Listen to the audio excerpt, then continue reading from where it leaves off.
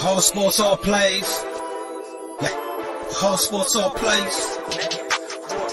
Whole sports all plays. 365, we making up plays. You talking the game, get you to the days. We're high in the court, the dime in the lane. Variety topics living the same. All presentation, sports information. Hitting the airways, taking the nation. All sport, all plays, they working your faces. Grace at the field, so tie the laces. Whole sports all plays. Yeah.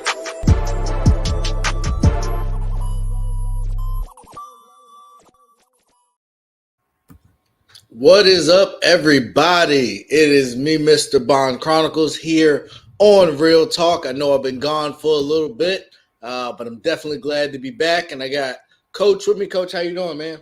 I'm great, man. How you doing? I'm doing amazing. Like I was just talking, you recently had a big event. You got married, and then following that up, then I was able to attend Coachella and had a blast. So I apologize for some of the episodes not going live for you all, but we are back and we got some action going on right now. Yes, sir. Minnesota is on the move. This series has gone back and forth. Minnesota came out and got game one relatively easy. Then Memphis bounced back and completely blew out Minnesota in game two. Thank you. And now here in game three, I got it at a 15-point game with about 6.5 left. John Morant's been struggling. If it wasn't for Desmond Bane, this might be even more of a blowout. So hopefully he can get going. He just turned the ball over. Minnesota's on the break, and they convert. So we got a 17-point game. So we'll keep you guys up to date on that as that game goes on. But we got a lot to get into. And so we're going to jump right into it. First of which is, I don't know if you live under a rock or not, but if you don't, you saw that the Brooklyn Nets looked to be in trouble. The first game they lost, it was an aberration. Boston, it was a lucky last play, a lapse of judgment on the defensive side for Kevin Durant, and Kyrie not fouling and giving up a layup led to a loss. And then game two happened, and another blown lead, and Kevin Durant went 0 of 10 in the second half. Kyrie Irving didn't offer much help. So my question for you is, how much trouble are the Nets in, or do you think the Nets are done? I don't really think that they're in a whole lot of trouble. If I'm the Nets, I would be confident because really you've given away 2 games. Like if I'm looking at it from their perspective, I'm saying that I've gave away 2 games. So now it's going to be, the time to make adjustments. We're going to see what Steve Nash's coaching chops are, because we can see now that they're not going to be able to beat them playing isolation basketball. Just isoing KD at the top of the key and isoing Kyrie is not going to be effective over long stretches, because they're just sitting and they're just in help. They're just playing boxes and elbows is what we call it. And basically they're just in help. And as soon as they as soon as they drive and get anywhere near the paint, then there's help coming at them every time they try to shoot the ball. So it's going to be up to Steve Nash now to make some adjustments. You're going to have to, run some pin downs, run some actions, run some stagger actions, some things to get KD loose. And then once you're able to do that, and at the end of the day, like a lot of these shots are just shots that KD is missing. So, it's just that they got to adjust to the physicality. I don't think that while KD is getting a lot of whistles, I don't think a lot of the other players are getting as many whistles. And I think that's going to be different once they get to Brooklyn. So like I said, if I'm the Nets, then I'm feeling like I gave away 2 games. And I don't think that I'm necessarily in trouble, but they do have to make adjustments, because if they don't make adjustments, they will be in trouble. That's what I will say. No, I definitely agree with you to an extent. I think they're in more trouble than I think you think they're in, just because they haven't looked great. And we know what Kevin Durant can be, but we're not seeing that. And I said that before I went on a little vacation, that he's starting to have too many of these games that he's not closing. And so if we both, and I think we both believe the games will be close, The difference that I keep seeing down the stretch is Boston's getting layups and Brooklyn's having to shoot jump shots. Mm-hmm. And they're not hitting jump shots. And a layup's a much easier shot than a jump shot. I also think the longer this series goes, the greater chance that Robert Williams will come back. And that would just be even more of an issue from what I see from Brooklyn. So talent-wise, absolutely. I think Kevin Durant and Kyrie, to Tracy McGrady's point, might be the most skilled two players that ever played together. But there's two sides of the ball, and it's a make or miss league. And right now, they are missing. Mm-hmm. They haven't both been on the same page. The first game, Kyrie went off in the fourth, but Kevin Durant hasn't really shown up in this series. And to Skip Bayless's point, he bricked 2 free throws, which is to me is way more mental than physical. And I don't know if all the distractions, all the drama all year, and now we'll get to it later, but Ben Simmons talking about coming back for game 4. Like, I think they're in a lot more trouble than we think. And I agree with you. I think the way the series is being officiated definitely leans Boston so far. And so that will be something to watch. Although the game 1, Kevin Durant hit a lot of free throws. No, that's what I'm saying. He's gotten to the line. It hasn't been an issue of him getting to the line. I think it's the other guys that the physicality has impacted, and we haven't seen them getting the benefit of calls. So yeah, we'll definitely see if that changes, and you would think it would shift some, probably enough to win some of these games because they have all been close. Even as bad as Brooklyn played, they were winning going into the fourth quarter. Right.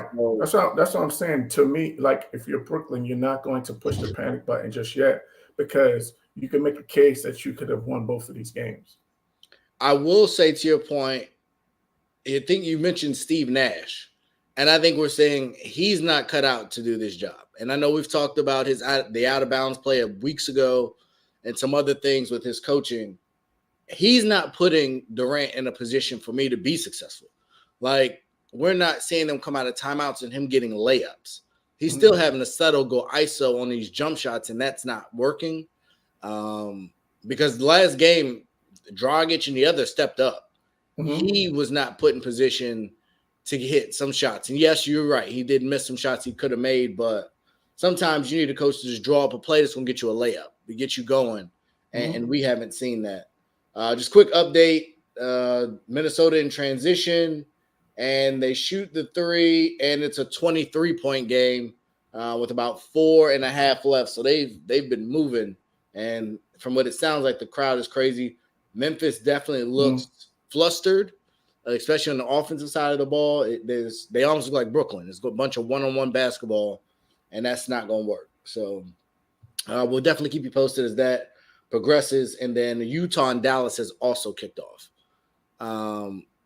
So the next question I have for you, since you said you're not panicking with Brooklyn, I'm guessing I know how you're going to go on this question, but do you feel like Kevin Durant, since he's left Golden State, has been not exposed, but has he been overhyped based on his performance? I don't think he's had the results that we thought that we were going to see with him and Kyrie being together in Brooklyn. And then, last year bringing in James Harden as well. I think we expected these guys to be in conference finals, NBA finals over the last 2 years. So, there's some circumstances that go into that, but it is what it is. I think more so than anything, what we're seeing right now is we see that that Boston is kind of showing us a blueprint as to how to slow down KD. We're seeing them playing. They're up in them. They're closing hard on him. They're getting in his airspace. They're making him uncomfortable. And I think that's part of, again, one of the adjustments that Nash is going to have to make is to cause KD not to have to put it on the floor as much. I think we're going to have to see some catch and shoot actions coming for KD to get him into his rhythm. And then once he gets into his rhythm, then we can start, doing some of the other things in terms of him putting it on the deck. But I think that's going to be. I think that's what we're seeing is that we're seeing. And credit to Coach Udoka. He was on that staff last year. So we see clearly that he was doing his homework and he knows KD's tendencies and the things that he likes to do.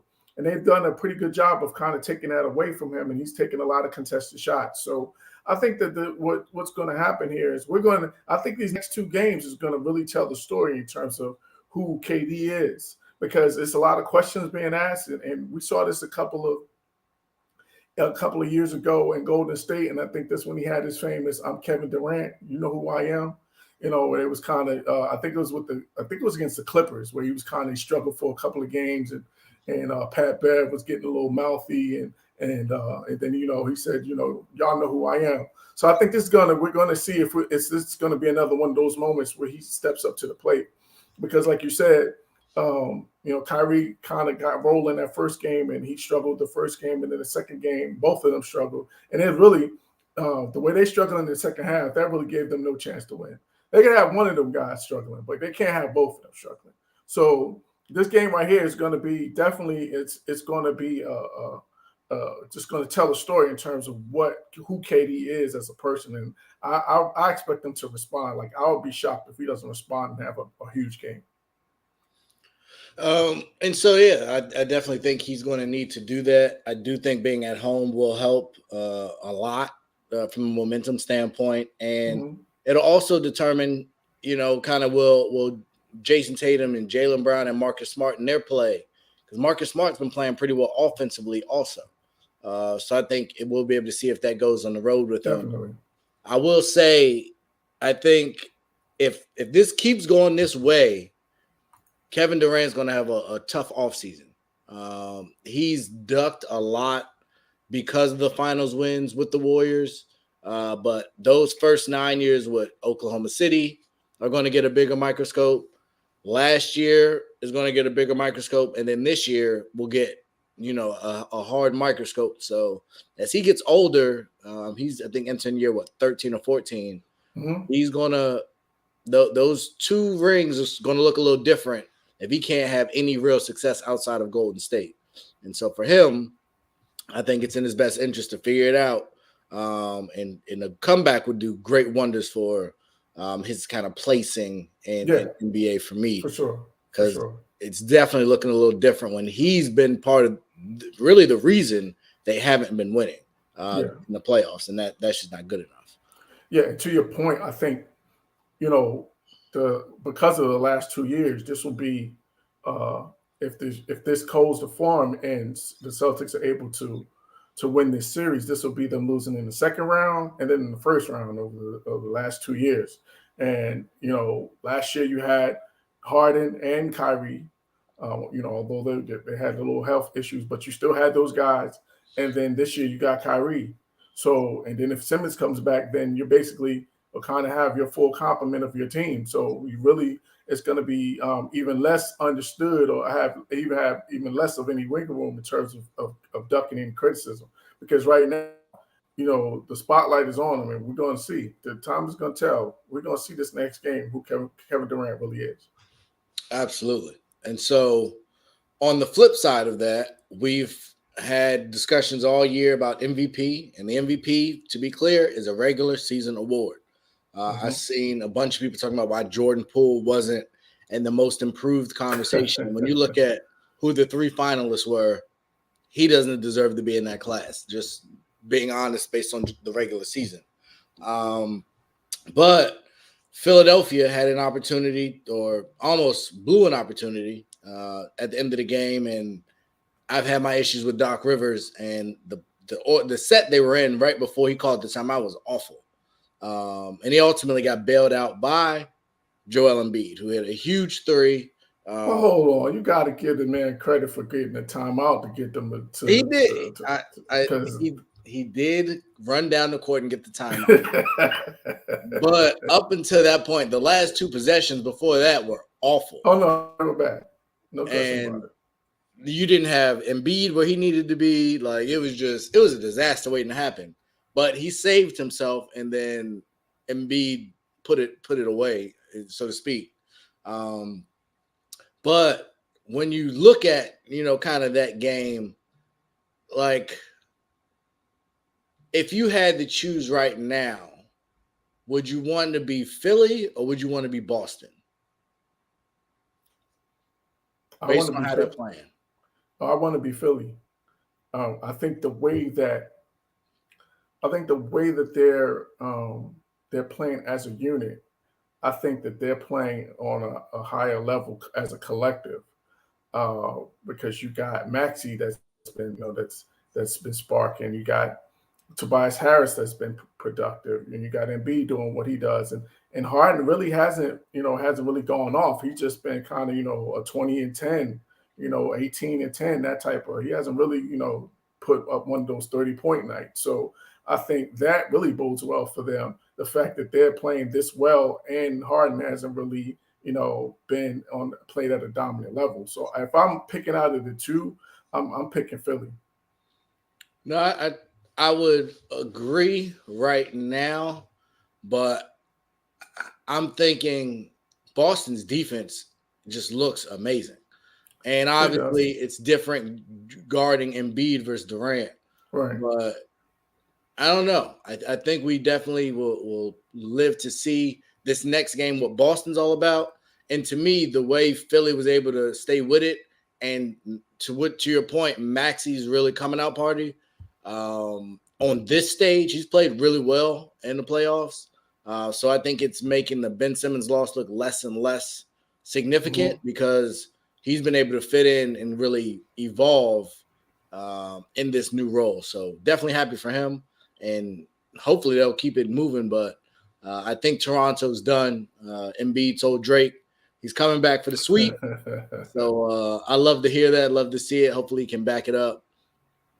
Speaking of another team that the injuries have definitely taken their toll. But when you go on those long runs, injuries tend to happen. We've seen it with Phoenix, and now we're seeing it with Milwaukee. And there's reports that Chris Middleton will be out for this series. So after game one, I think weeks, something like that. Yeah. After game one, I think most people thought this will be over in 4, maybe 5. And now it might be over in 4 or 5, or it might be over in 5 or 6, but the other way. So given the injury news and just kind of what you've seen in this Bucks-Bulls series, who do you think is in the front seat going to Chicago? I think it's a toss-up, to be honest with you. I think this is definitely a 6 or 7 game series. I think that Chicago is to me, they're kind of streaky in terms of how, offensively, they can have stretches where they score the ball really well, and then they have stretches where they can't buy a basket. So I think Milwaukee defensively can, although losing Middleton hurts them on the offensive side, I think that they can still compete defensively with the length that they have, and also having that dog on the perimeter in terms of Drew Holiday. But at the end of the day, when you look at those two teams, you got the best player, the most dominant player is on Milwaukee's side. So, this is going to be another situation where we were talking about KD. This is going to be where Giannis, he's going to have to, prove why he's that guy and, carry the load. He's going to have to give them 30 every night. He's going to have to give them 30 and 10, 30 and 12, 15, or whatever the case may be, along with 5 or 6 assists. Because they're going to have to pick up that score load, as well as Drew Holiday's going to have to be a little more aggressive offensively, because they're going to need him to get them 20 a night, as well as Brook Lopez is going to have to step up his offensive output. So I think that Milwaukee is a little better suited. I think if you had to compare the two between them and Phoenix, I think they're a little better suited to handle the loss of Middleton as opposed to Booker. Because I think Booker is so much a big part of Phoenix's offense. I like Milwaukee's chances to get out of the first round. In relation to the two, and I've said this for a while now. I think Chris Paul's value was overstated for me. I think Devin Booker should have been in that MVP conversation I agree. based on his team's record.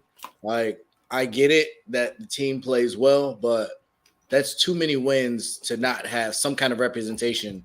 And then they didn't win Defensive Player of the Year. Marcus Smart won that. Mm-hmm. So I don't really understand that piece of it. So I think the Booker loss is bigger. Right. To Damian's point, I do not see the Bulls going into Milwaukee in a game and beating Giannis. If it gets to 7, I think the Bulls will be in a world of trouble. And I think what we see sometimes is a player will have a career night and then an awful game, and we'll say, oh, well, that's going to be the trend. DeMar DeRozan is not giving you 41 a night. Right. Like, he gave you 41. Vucevic had a huge game. Levine had a really strong game. And they won by 4. But that's what the majority of Milwaukee not playing that well. Mm-hmm. So I think Milwaukee will be fine. Giannis has proven to me mentally he's not bothered or moved, whether it be shooting an airball free throw, an airball three-pointer, or losing a game. So I'm not really concerned. Quick update, Memphis has climbed back. It was actually up to like 25. It's down to 16 going into the 4th. So definitely an uphill battle, relatively low-scoring game. But did want to give you an update. It's about 6. It is 16 now going into the 4th. So I'll see if Josh starts the 4th quarter or if they give him his rest. But they still got a lot of work to do. So we'll see what they get. But no, I definitely think the Bucks are still in a good position. You talked about Brooklyn's mindset going into Game 3. I think Milwaukee's is similar. Like we were there. We could be up 2-0, but we're not. And I think they still feel like they're the better team. And unless they get a career type performance from someone, they should be able to get it done. And Middleton hadn't been playing great in this series anyway, so I think they'll be able to offset that loss. I know Bobby Portis got the stitches. I don't know. Is he set to be back for Game 3? I don't know, but I would think so. If it was just stitches, then I think he should be back. Okay. So because I think that would be huge. If they don't have, Bobby Portis, he's not even on the injury report as of CBS Sports. So I think he'll be able to fit in, and he plays pretty big in a lot of those roles. Yeah, he's been undervalued. I don't know, is Serge Ibaka hurt? Because I haven't seen him. I think he's just out of the rotation. Dang. Yeah, I think he's just out of the rotation. Brought in to be, kind of a big body for this type of year, and he just. Yeah, I think he was just insurance though for Brook Lopez, and then once Lopez came back, then it kind of went to just the Bobby Portis being the other big coming off the bench, because the only other guys that come off the bench are really like swing guys. They don't really he only plays that one big off the bench. So we'll see if he's able to have more of an impact now that his minutes and time will definitely increase. Yeah. But we did talk about a small portion of comparing them in Phoenix earlier. So Phoenix, obviously, number 1 seed, phenomenal season. Monty Williams won Coach of the Year from the coaches' vote, set a franchise record in wins, and right now are in a 1-1 series without their best player. So on a scale of 1 to 10, how much trouble would you say that Phoenix is in, 10 being the highest?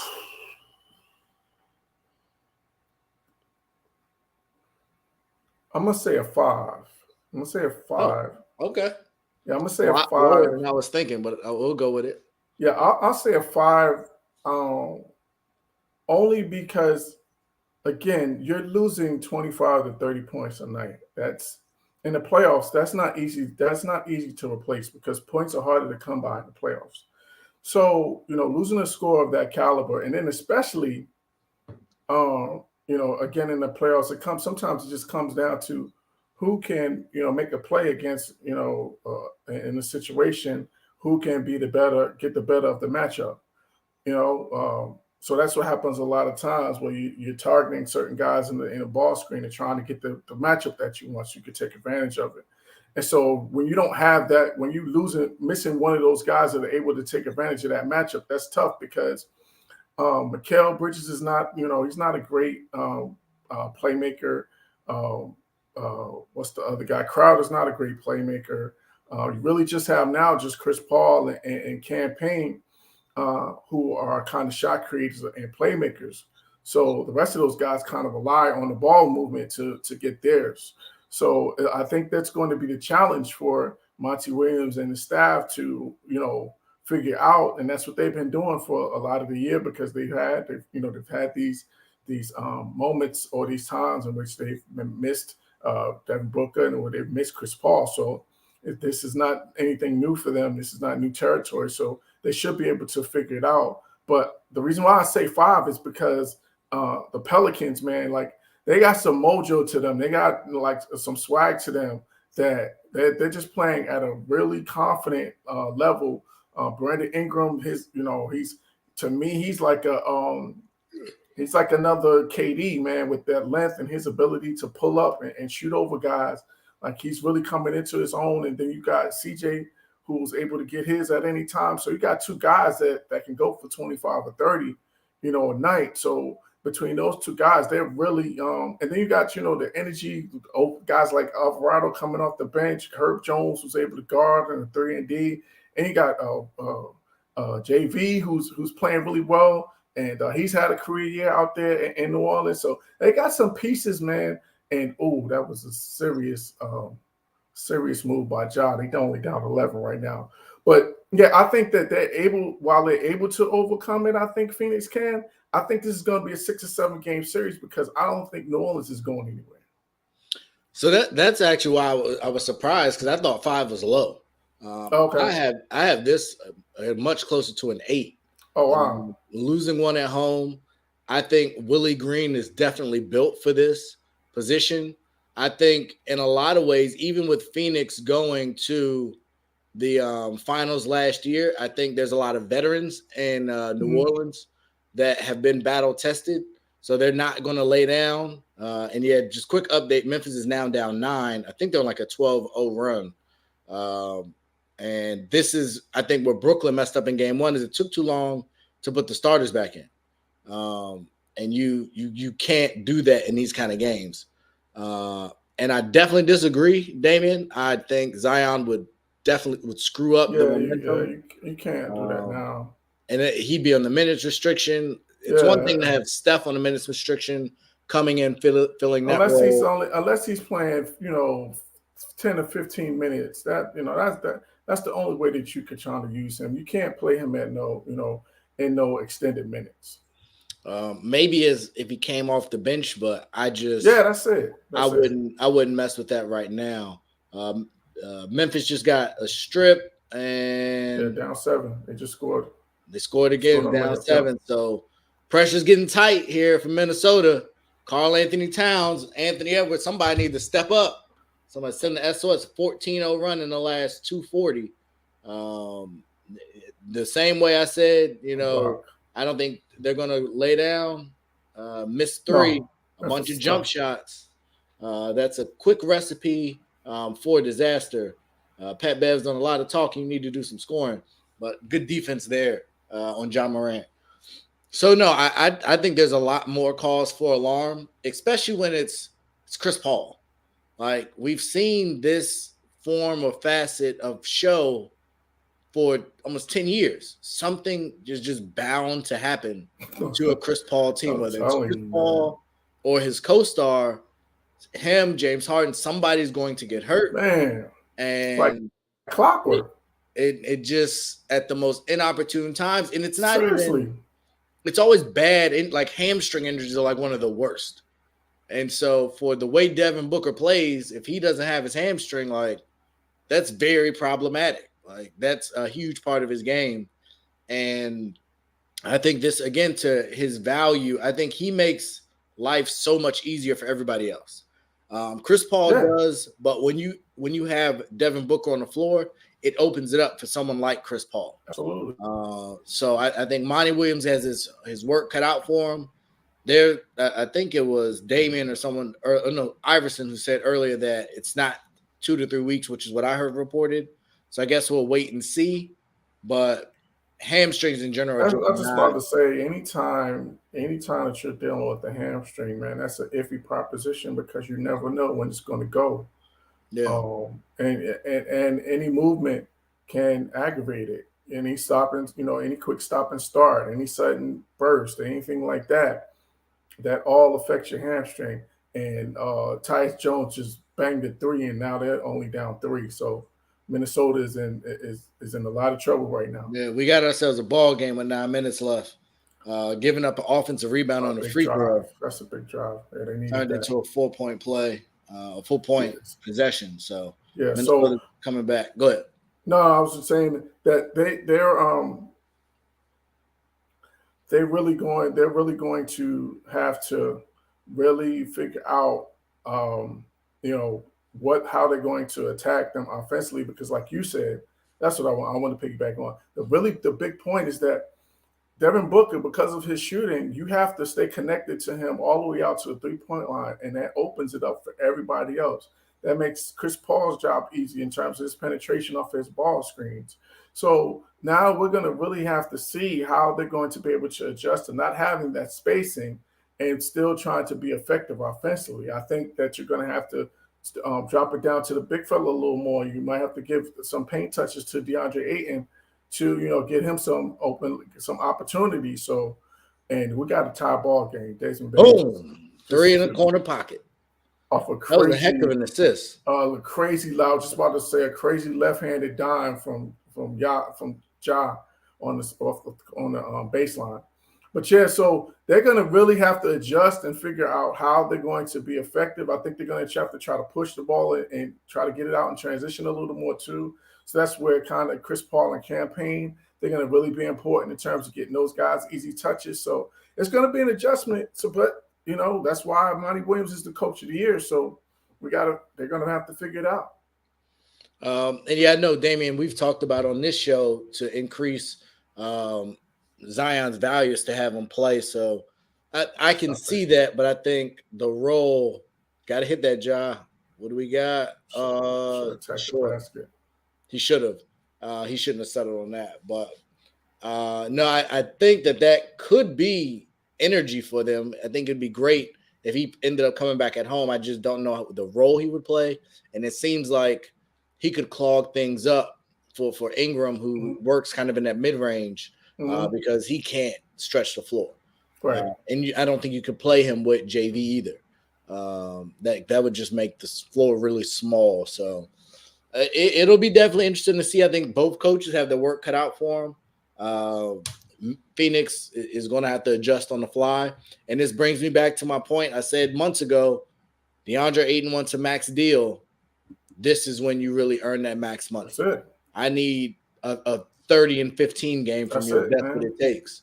I can't keep getting 16 and 7 or 14 and 8. That's not going to get max money, and that's not going to allow them to advance. So there's opportunities for him. It has to be more than just catching lobs. We should be able to run the offense through you if you are who you think you are. So they got to figure it out. And Minnesota is kind of figuring it out. It's now a 2-point game. They haven't given up the lead yet. They just got a bad foul. And I will say, in watching the stretch, and we can't, color commentate it, but Charles Barkley said, I think before this series started, that Minnesota just plays a lot of dumb basketball and they make a bunch of dumb decisions. And we're watching that happen. Like fast breaks where they're getting nothing out of it, settling for long threes, very little movement in the offense, giving up offensive rebounds on free throws, just not smart basketball. So we'll see. And just like that, the lead has finally gone over to Memphis on a contested 3. That was a heck of a shot. Memphis's first lead of the night, actually. So, and how about Taylor Jenkins taking Ja out the game? I saw that with Tyus Jones. Like that's a gutsy call. Yeah, to get him his break. Kyle Anderson, Mr. Fundamental. Oh, my man, slow-mo. Yeah. But it looks like Clark will be going to the line. Minnesota just missed. Anthony Edwards just missed free throws. Like those are the things. That's how you lose big leads. We've seen it happen time and time again in these playoffs. Who's gonna make the mental errors down the stretch? That's 100% it. And who executes and who doesn't? Brooklyn That's did it. that to start the fourth. Came out with like 4 turnovers in the fourth and gave up 4 layups. Like that's not going to get it done. But speaking of Brooklyn, speaking of Chris Paul in Phoenix, speaking of Giannis and Milwaukee, speaking of all of the stars, who do you believe is under the most pressure in these playoffs? We've talked about a couple narratives of different teams that really need to advance for the sake of their legacy and careers. So if you had to pick one, who would you say is under the most pressure right now in the playoffs? I think for me, it's between two people. It's between Chris Paul and James Harden. And for me, I'm going with Chris Paul. I think it's Chris Paul because the fact that he's on the tail end of his career. They just made a finals run last year. And then they followed it up. They went, they go to the finals and lose in the finals, then follow up with the best record in the league and the 1 seed. So basically, home court advantage throughout the playoffs. You got everything basically in your favor to be able to make another finals run. And even now, even more so now, like to me, it's even more so with Chris Paul. Now that Devin Booker is going down too. So like you got to figure out how you're going to lead your team and hold down the fort so that they can continue to advance until Devin Booker is able to come back, assuming that he's able to come back. Because if we recall last year, James Harden had the same issue in terms of, hamstring tightness, and he was never the same. Like he basically was just out there playing on one leg. So we don't, we can't make an assumption that Devin Booker is going to come back and be himself. So to me, that puts even more pressure on Chris Paul to try to lead this team back to the finals and back to win a championship, because that's the only thing that's missing on his resume. He has every other accolade that you can have in terms of an NBA career, in terms of being an elite player. And the only thing that he doesn't have on his resume is an NBA championship. So to me, this year was basically his best chance to win a championship. And so he has to get it done this year. So I think the most pressure is on Chris Paul. So initially, I definitely agree. I agree with your two. I would argue that Kevin Durant is in that mix just because he has Kyrie this year and he's going against a Boston team that got super hot in the second half, but I was on the record and I'm still on the record. I don't quite believe in them yet. I know what I'm seeing, but I'm not willing to commit just yet. A lot of those players have let me down at big moments in their careers, so I'm not sold. But do you think they're going to win this series, though, against Brooklyn? Do I think they're going to win this series against Brooklyn? Yes, I do think they would win the series against Brooklyn, but they better win Game 3. I think if they lose Game 3 and KD gets a rhythm at home, it's a different series. If they can come in and get them out of there in Game 3, I think the series is definitely all but locked up. And right. I also think the problem that Brooklyn's going to have is they can never get comfortable because they've blown leads in 2 games on the road. So even when they get up, if Boston goes on a run like we just watched Memphis go on, they'll find themselves in trouble because mentally, I think it'll impact them as much as anything. So I think Phoenix, Boston wins the series, but I think for Durant, he needs to at least play well to kind of get some of that off of him. I think what we saw, and I just got back, Memphis is now up 3 with about 6.5, a little under 6.5 left. I think the issue that I see with Harden is he's not really playing right now, playing well, and they're still winning. Mm-hmm. So they can win without him playing well. Right. I think right now Chris Paul has to be great because I don't trust Ayton, Bridges, Johnson, any of those guys to get it done. So I agree with you. I think Chris Paul is under the most pressure mainly because now it's going to be on him. When he could kind of ride with Devin Booker, I don't think there was much pressure. Obviously, losing in the first round as the 1 seed would be tough. But now it's the same old story. Somebody got hurt, but now it's on you. And I don't think he's capable at this point in his career to do it. If he does, I would love for him to prove me wrong, but I think they're in a lot of trouble. And as long as New Orleans doesn't just choke it away, I think they're definitely in a good position to win these 2 games at home. And by then, I don't know if Devin Booker's return would even matter. And real quick to Damien's point, Booker don't have an MVP either, and sadly, he will never get that with CP3 in the way. I think this is the last year of that. I think this year we've seen his value, and I think even next year, I think Chris Paul's still in the contract for 1 more year. Yeah, but I think it's very clear whose team this is, and if they had another year like they had this year, I think he would get more consideration. But to your point, I definitely think it impacted him this year, and I don't think it should have, based on Chris Paul's production and his lack of availability. I think it was clear to me, and we're seeing it now, how valuable Devin is. And if Chris Paul turns it around and they win these next 2 on the road, then that would definitely right a lot of that. But I don't see that happening. Yeah, I think you nailed it. I think this team becomes more and more Devin Booker's team and less of Chris Paul's team. I think that Chris Paul will start to fade, start to become that elder statesman and basically turn the reins over to Devin Booker. And I think that's what you would want I think that's what Chris Paul would want anyway, because I think that in order for them to be at their best version of themselves, it has to be Devin Booker's team. So is there, and we've saw what campaign did when Chris Paul wasn't there. Do you, obviously Chris Paul has one of those Russell Westbrook, John Wall deals at his age. If you're Phoenix and you, for whatever reason, go out in the first round this year because of no Devin Booker, what do you do with Chris Paul? Do you look to bring him back, or? Yeah, you have to, because you just signed him to that deal. Like, you have to, because you gave him 3 years after this past season. So you're basically stuck with him for the next 2 years after this season, because no one, again, to your point, it's in that same they're in that same boat, that no one's going to trade for that deal. He's going to be 37 going on 38. No one's going to trade for him at that age and at that salary. So they're stuck with him. Yeah, so he'll be, I think he makes up to like 30 million at 39, so or 38, I'm sorry. So yeah, they got themselves in a situation. And Memphis is he wasn't able to finish. That was a nice move. Memphis is now up 5 with Russell misses the 3. That's just a bad shot.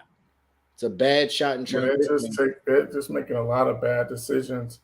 And then also Memphis has really picked them up. They've really extended their defense and basically dared them to beat them from the perimeter. That was a foul on Karl Anthony Towns. I don't know how they missed that. But Memphis up 5 with a little over 3.5 to go. So we'll definitely keep you guys posted. Make that up 3. Karl Anthony Towns just hit a jump shot on top of the key. Yeah. So we got ourselves a good one there in Memphis, and we haven't talked about it yet, but Dallas is up 13 without Luka at Utah, which has just been a disaster in my opinion. Most of the year, I think they got to definitely do something there. I think Rudy Gobert should be the odd man out, but I think Mitchell's much more of a he's the bigger trader. Yeah, he's probably gonna see. Yeah, and that's just daring Pat Bev to beat them from 3. You can't talk about that trash and miss that shot. Yeah, he's the most tradable asset. He's going to get you the most value. So I think that they're going to, really have to think about that. We saw Worldwide West and Allen Houston at the game the other day. We know that Mitchell is a New York native, so it could be, especially if they lose in this first round. Like if they lose this first round and Luka doesn't play, like if I'm Mitchell, then I'm asking them, get me out of town, because this ain't it. It's just not going to happen with this crew that we have here. So this is going to be a really interesting series. And then the other part is that um, Jalen Brunson is making himself a ton of money. Like, Yeah. I think he's going to get a major bag this offseason. So, yeah, I agree with all that. Definitely agree with all that. It has been reported, and we kind of alluded to it earlier, that Ben Simmons is cleared to play and will be back for Game 4. Now, we've seen the Ben Simmons saga last all year. I think there's a strategy behind this, but I'm going to let you go first. Well, I want to hear your strategy. Okay. So, Ben Simmons has strung together this narrative all year long, even since the last game he played. He's taken this narrative and he has absolutely run with it, that he is a victim, blah, blah, blah, blah, blah. And it's, to me, right out of the LeBron clutch playbook that you're going to wait until your team is potentially down 3-0, maybe even 2-1. All the pressure's off. There's no pressure. There's only upside to your return. Coming as the conquering hero to save the day. You come back and all of a sudden things turn around and you're the savior. And if they don't, that's a great point, man. and if they don't, it's, well, my back was hurt, I was out, I wasn't in shape. Like, that's it's a great win-win. point. I did not think of that. That's a great point. And it sickens me that he's going to do this when this team has had enough trouble and drama. Like, it's fresh, it's well done, but I don't think it'll get the result that they want, because I don't think they're going to win. I do think they're in trouble. I don't know how in the world you integrate Ben Simmons when Kyrie and KD are struggling with shooting, and now you're going to put him out there. Like, yeah, I think it's the same deal like you're talking about with Zion in New Orleans. You can only play him, in spurts. You can play him, 10, 15 minutes at the most. You can't give him any major minutes, because it's going to mess up your whole rotation. It's going to mess up all of the other guys' rhythm that's been playing and to get major minutes throughout the season. So you can't do that. And I think where you really see it, and I meant to mention this earlier, is what happens in a close game. Are you taking Zion? Are you taking Ben Simmons out of the game if it gets close late, because they're either near the minutes restriction or don't know the offense or defense? Like, imagine if Ben Simmons blew that assignment that KD blew and he hadn't been there all year. Like, there's just so many different caveats to it that I just don't like it. And to just plop them in for maybe one and done. Game 4, it's so obnoxious the way this whole thing is played out. But I wish him the best. I hope it works out for him, but I just think it's silly how this is working out. But in your opinion, if they win or lose, do you really believe we're getting Ben Simmons in Game 4? Yeah, we will. I think what you just said just made total sense. So it's the perfect because, I'll say it like this though. I think if the Nets win, he doesn't play. If they lose, he plays. If they win, he's not playing, because again, you're going back to that pressure, because now this is a game to tie up the series and we're going to Game 5. So I don't think he plays if they lose. I mean, if they win, but if they lose, they down 3-0, then to your point, I think he comes in and plays, because, like you said, there's no pressure. The series is basically pretty much decided. So he doesn't have to worry about feeling any type of anguish, any type of stress, or anything like that. But if they win this game and it's 2-1, and we win in this game, Game 4, this is to tie the series and go back to Boston for Game 5, I don't know if you see him then. Matter of fact, I don't think you see him. Definitely something we will be watching here through the weekend as they accumulate more and more games. But I will stand here fully bearing my soul to the people. I will step out on the limb and raise the question of, are the Warriors done? Is the championship window closed? I didn't see it, and I think they got me. I think I got lulled to sleep by the lackluster regular season, and right now they look great. Mhm. I don't think much of Denver, so I'm not giving it a ton of stock. Maybe they tanked to play Denver in the first round because they knew it was a great matchup. I don't know any of that to be true. All I know is they look really good. So with what we've seen out of Phoenix, with what we've seen from Memphis, even though Memphis has battled back and now it is Down 3. a 3-point game.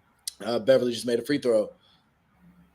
Should Golden State be the front runners in the West once again? I think right now you have to make them the front runners because, like you said, they're the ones that are playing the best. And Brandon Clark with a Little nice little floater. jump hook off the dump. Yeah, off the dump off. Um, yeah, I think that the way that they're playing, they are playing at the highest level in terms of in the Western Conference. So you got to look at them as the team to beat. Steph has come back and he hasn't really missed a beat. You got Jordan Poole playing at a really high level, and then they basically got this lineup of depth 2.0 now with him and Wiggins and Clay and Steph and Draymond. So it's like you got 5 guys on the perimeter that you got to account for. The only guy that you can kind of maybe play off of is Draymond, but he's the point. He's the point forward, so he's initiating everything. So you still got to account for him. So I think that they have the between the offensively and defensively, they have everything that they need in terms of being able to really challenge to be the team to beat in the West. So if we're looking right now in terms of who's the team to beat in the West, to me, you have to say it's the Golden State Warriors. Um, and I'm happy to admit I was wrong, but I agree. And we're watching just an absolute collapse here in Minnesota. Karl Anthony Towns Right got a here. traveling penalty. They've can't rebound. They're giving up offensive rebounds. Just a collapse of epic proportions and a great opportunity that was just blown here. Dagger. Karl And Anthony that was the Towns dagger. That's game. and Dylan Brooks puts him away, drops that thing right in Karl Anthony Towns' face. The fat lady has taken the stage and begun to sing on game 3 for the Minnesota Timberwolves. Patrick Beverly's had his shot blocked about 3 times, I feel like, in the fourth quarter. Just trying to penetrate, He's nowhere to go. far less. That offense just fell apart in the second half. Yeah. We watched it happen last night. You start playing that individual basketball, it just doesn't work. Iverson, I think you're a little partial here based on your profile picture, but it sounds like you believe the Suns will end up beating the Pelicans in the series. Coming back in the second round versus the Mavs looks likely. I think that's a much better matchup for Phoenix, would be if they can get to Dallas. And then a Warriors-Suns Western Conference Finals, I think is what we deserve, but that's looking past Memphis, who this is a great win for them. Yeah, don't count Memphis out just yet. And I meant to say that as I was watching, like, even when they were down 25, and again, this is just a bad loss. The demeanor seemed calm. Ja was kind of just walking around. They were buying their time. I talked to you guys and told you they got it down to 16, and that's how it works. So we would definitely see kind of how this one ends, but it looks like Memphis is going to get a big win, and it's going to be gut check time for Minnesota. All that talking Pat Bev's been doing, now is when you need him to lead them because they're going to need to bounce back. And Anthony Edwards, and we've talked about. He was quiet tonight too. Another quiet, inefficient night. Yeah.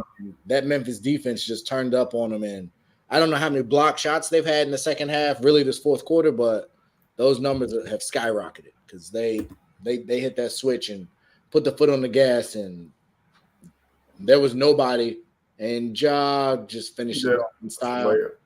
Get them out the game. You don't need nothing crazy happening with Pat Bev or yeah, you got a point there. Overzealous. I would call the timeout and get them off the court, but we'll see kind of what happens there. So yeah, a great win for Memphis. Utah's down 15. They got 33 halfway through the second quarter, which is just abysmal at home. Like, that's just unacceptable, in my opinion. But yeah, I think the Warriors do have to. I would agree. Ooh, I think they gave him a block with that, even with 17 seconds, saying no easy buckets. So He's talking. It looks like they're not listening. Fourth quarter, 37-9. That's crazy. Wow. Minnesota went 2 of 17, 0 of 10 from 3 in the fourth quarter, barring a field goal, one more field goal attempt. And they hit it. So they went 1 of 11 in the fourth quarter, 3 of 18. It's just, they're just not going to get it done. And a lot of that's coaching. The same way I said Steve Nash had to get Kevin Durant some easy, good looks. None of the Timberwolves players are able to get easy looks and spot. You got to start playing Karl Anthony Towns in the post. Like, you can't have this guy setting up at the 3-point line trying to get the ball out here on the wing. Because this is to me, that's part of the reason why he's getting some of these dumb fouls. Is you got him on the perimeter and he's, making moves, shot faking, and making moves into the paint, and these guys are just waiting on him to drive. He can't change direction. So once he gets going in one direction, he's not changing direction. They're just waiting for him in the paint and taking charges. So they're gonna have to you're gonna have to make that same adjustment in terms of the Minnesota side. You're gonna have to find different ways to make to get Karl Anthony Towns the ball. Whether it's the elbows or whether it's the block, whether it's the mid post, like, you're going to have to find different ways to get him the ball and not just give him the ball out there on the perimeter. I think he's going to be able to make plays. It's not going to work. So that's always my question when you have situations like this. We talked about KD. We've talked about specifically a lot of times with big men and dominant big men. When they don't get to their spot or plays aren't run for them in positions to put them to be successful. When it's a superstar like Karl Anthony Towns, is that coaching that you didn't call the right play? Or is that just lack of awareness by the superstar to go to whoever the point guard is and say, I'm going to my spot, get me the daggone ball? It's a little bit of both because, as a coach, you want to, if you see that your team is not running things or running sets or running actions to be able to get your guys the ball where you want them to get the ball. That's, when the ball is coming down the court, that's when you're making a call. Like, this is what we're in. We're running X, Y, and Z. And then also as the point guard, this is where we're looking at Pat Bev. This is where we're looking at D'Angelo Russell. Like, as guards, you guys are the playmakers. So you have to direct traffic out there. That's what we tell the point guards is you got to direct traffic out there. You got to put guys in position and tell them where to go. If they're not where they need to be, then you got to tell them where to go. So if that means getting Cat in high ball screens, or that's getting them in ball screens where he's rolling to the rim, or it's just got to be something different than it's just him sitting out on the wing and just trying to catch the ball 20 feet from the basket. Yeah, so we'll see if they can adjust. Definitely a lot of tape to go through for them, and hopefully they will be able to bounce back. We talked earlier about Brooklyn, and we spent a lot of time on Brooklyn, but maybe not enough time on what the Celtics have been. And I told you, and I stand on it, I have not fully bought in to them, but they keep winning, and they've been probably one of the hottest teams in the second half coming off the All-Star break. And Utah's got it back down to 9, a nice move by Conley and Oop to Gobert. But are the Celtics the team to beat in the East? We've seen what Miami's done. We've seen Milwaukee falter. And we've seen, Philly's looked pretty good. They should get the sweep. But for you, is Boston the team to beat in the East? No. I still like Philly. I still like Milwaukee. I still like Miami over them. They would be fourth out of those teams. So they're definitely not the team to beat in the East for me. To me, right now, I think if we had to pick one team that's playing at the highest level, you got to look at Philly, and with all of their pieces and the way that they're rolling. I think that's the team to beat right now in the East. I wouldn't go with the Celtics though. Okay. Are they the team to beat? I'm not going to give them team to beat yet. I think Miami, for me, is still the team to beat. Apparently, there's some rumblings going on and why Victor Oladipo isn't playing. Apparently, there's an issue with Jimmy Butler. So that's never good. We've already seen the drama with Jimmy and Eric Spoelstra earlier in the year, and Udonis Haslem, and coming to kind of his aid in defense. So I want to pick Miami. I think they're tested, and I'm going to stick with Miami for now. But I think Boston's right there. Philly, it's hard for me to trust because if Embiid ever has a bad game, I don't know if they can overcome a bad game by Embiid. He's been pretty dominant so far, but if he gets in foul trouble or for whatever reason you have to rely on Maxey or rely on Harden, I don't know if I trust them like I would trust Jaylen Brown or Jason Tatum at this point. So that's why I'll go Miami right now, but I definitely think it's a tough race between those three. Milwaukee, I got to see what they look like with some of these injuries before I would keep them in that category. But definitely a lot to watch here in the East Side, and some great potential matchups next round between those bigger teams. So last topic that we do have to get to, and I saw this recently recorded. Debo has requested a trade. I believe it was yesterday. The reasoning I haven't heard defined yet. I don't know if it's a role. He's sick of running the H-back role, and I think that for me that would make sense when it comes to I think it was Jimmy Graham when he was up for a contract and they were trying to say, well, you're a tight end, so we're not going to pay you the receiver money. And I think for Debo, it's a situation where I want to be a receiver because I'm seeing Christian Kirk and some of these other guys with ridiculous deals. So you're not going to try and put me as some slash back. I'm a wide receiver. And so I think it's a money issue.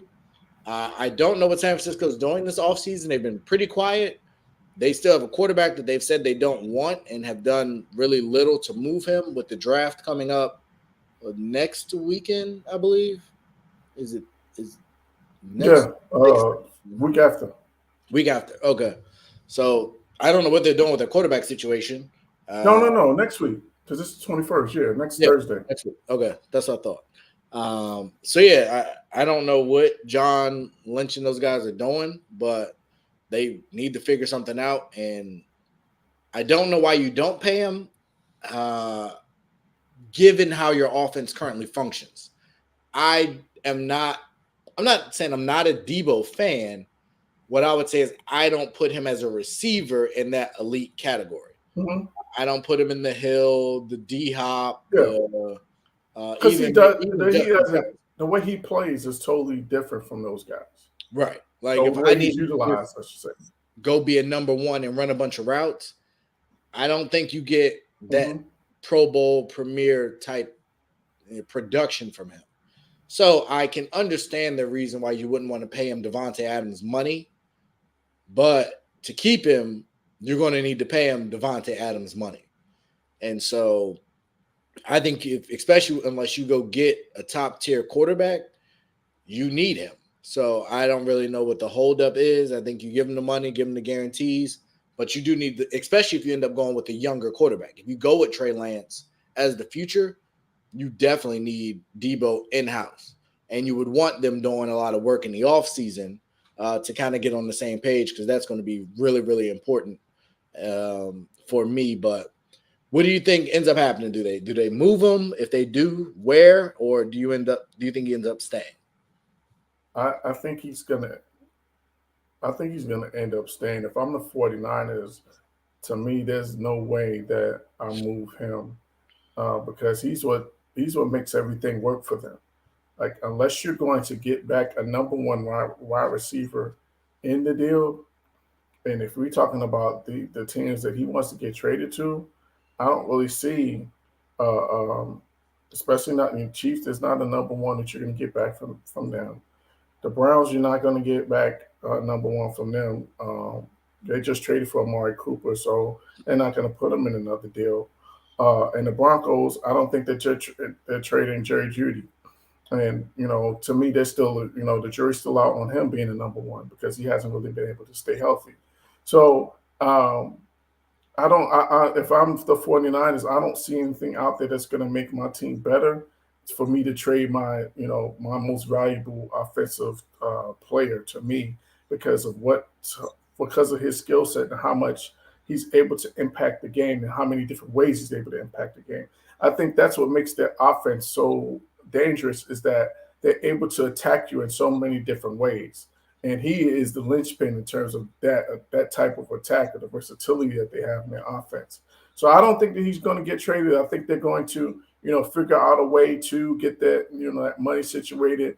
I don't think he's going to get wide receiver money, but I see him getting something like maybe a 20 to 23 million somewhere in that. I don't think he gets to 25 to 30 million. But I think they find a way to, they find a healthy compromise and he gets paid when he stays in San Francisco. I think it'll be interesting to see how this goes. And I would say if they come in the 23 to 25 range, I think if I'm him, I take it, but I take it on a short deal. Mm-hmm. And I want to hit free agency in the next year or two. Because I think his value will be greater then if he can have sustained success. So I think that's one of the things. Do you take the bigger money long term that's really smaller for security, or do you better yourself take the shorter or the lesser money now so that you can re-up sooner? But again, you would need the production because if not, then that's that next deal in say 2 or 3 years, you're not going to get it. So you don't want to be. No one wants to be Dennis Schroeder. Right. And right now, I think Debo's still on his rookie deal, so he hasn't got paid at all yet. Yeah. So sometime a bird in the hand's better one in the bush. I think San Francisco has that leverage to a certain extent, but the longer this drags out, I think the worse it is for them. And in a season, and I think this is true for any NFC teams with playoff aspirations, this is the year. Like, if you have Super Bowl aspirations, this is definitely the year to go for it. So I don't know if Los Angeles could put a package together to go get him. Green Bay, if there's anything that they have. But if he's available, and I'm an NFC East team, or NFC team rather, and I know Dallas just like traded Cooper away and typically build through the draft. So I don't think they have enough to get him. But I think the timing's good. It's right before the draft. Mm-hmm. Week's time, hey, get what y'all can for me and let me go. But I think it's hard to make that decision because they don't have their quarterback situation solidified. And either of those guys on the team right now, they're going to need Debo. Like, now, if they put something together and can go and would have got Aaron Rodgers or Tom Brady or somebody like that, all right, we can let Debo go, bring in maybe some lesser talent, and they'll elevate it. But as it stands, maybe you try to Arizona makes a move, maybe trading Jimmy G and Debo for Kyler or something. Like, I think the money and things would have to work, but I just don't know where you could move them at this point to get reasonable value back. Yeah, and if why would San Francisco do that if they believe they're going to turn it over to Trey Lance?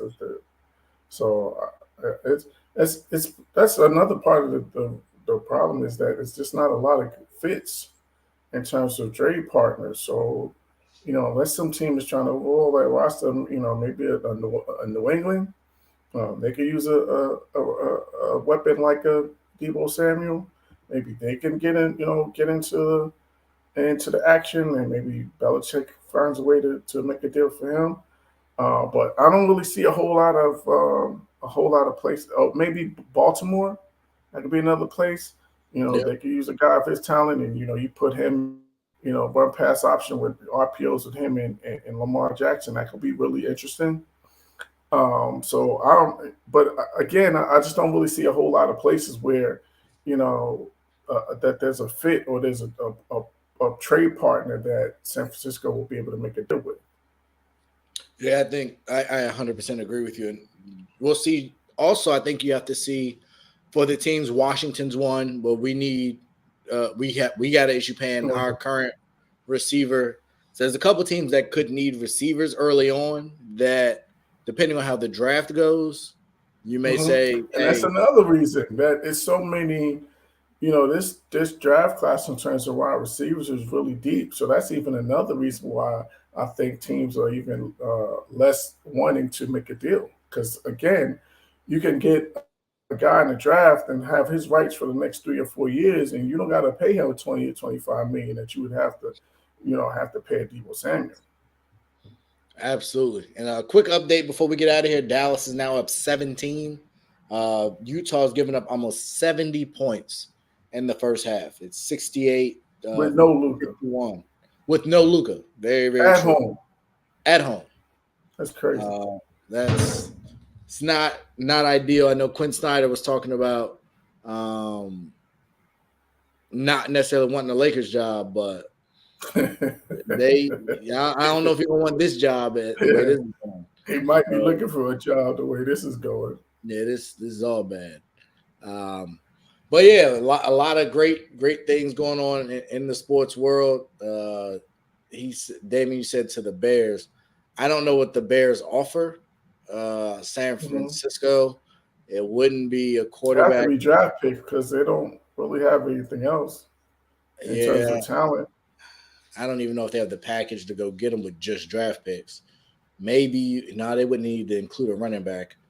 I don't know. I don't know if Chicago has the assets at this point to make a move. And do you want to take that risk at the same time? So we'll definitely be watching it. Definitely tune in on Monday, 9:00. We will be back talking about all things playoffs this weekend. This terrible Utah situation, amongst other things. Who knows what that Brooklyn Boston series will look like, what the Phoenix series will look like, what if the Sixers will go ahead and finish sweeping the Raptors. So we'll have a lot to talk about through the weekend. Thank you very much for tuning in. It's always a pleasure. You guys have a safe evening. Enjoy the games, and let's see what Jokic can do. If he fool around and gets swept, I bet not see him stand up at that MVP. Regular season award, Ray. I know. I hear you. But that shouldn't happen. That speaks to what I've been saying, and that his record is his record for a reason. But we'll see what happens, and we'll talk about it as these awards begin to come out more. But thank you all again. Have a great night. Whole sports, all plays. Whole sports, all plays. Whole sports, all plays. 365, we making up plays. You talking the game, get you through the days. We're high in the court, the dime in the lane. Variety topics, living the same. All presentation, sports information. Hitting the airways, taking the nation. All sport, all plays, like working your faces. Grace at the field, so tie the laces.